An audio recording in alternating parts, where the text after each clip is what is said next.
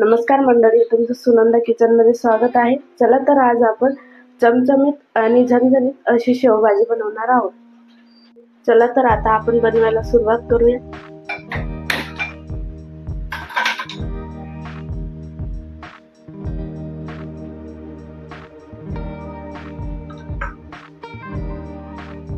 चला तर आता आपलं तेल तापले, त्यात टाकू कढीपत्ता, जीरा,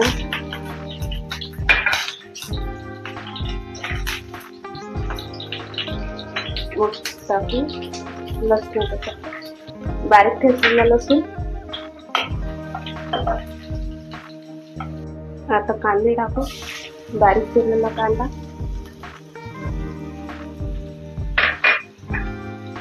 दोन मिनिटं मस्त होऊ दे त्याला। आता त्यात टाकू कापलेला टमाटा,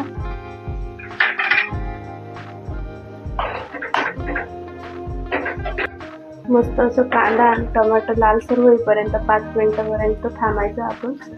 त्यांना मस्त असं लालसर होऊ द्यायचं। हे बघ, कांदा आणि टमाटा आपलं मस्त लालसर झाला। त्यात आपण लाल मिर्च आणि गरम मसाला मस्त असं 2 मिनिटापर्यंत होऊ दे।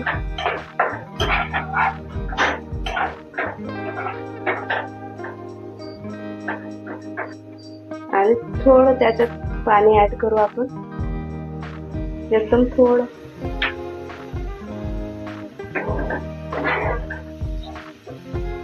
आणि आता आपण टाकू थोडं अर्धा वाटी पाणी। हे पाण्याला उकळी येईपर्यंत आपण थांबू। पाण्याला उकळी आली की मग शेव टाकू। हे बघा, आता पाण्याला उकळी आली, तुम्ही बघू शकता।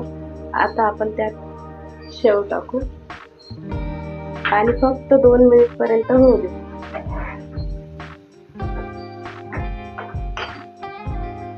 गॅस स्लोच राहू द्यायचा। थोडी हळद आणि चवीनुसार मीठ।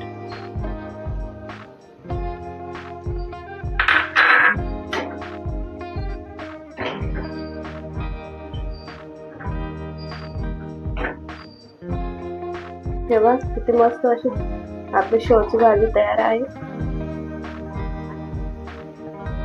वाव, काय मस्त अशी शेवची भाजी झाली आपली, चमचमीत आणि झणझणीत। तुम्हाला आवडले असेल तर नक्की लाईक करा, शेअर करा आणि सबस्क्राईब करा। थँक्यू।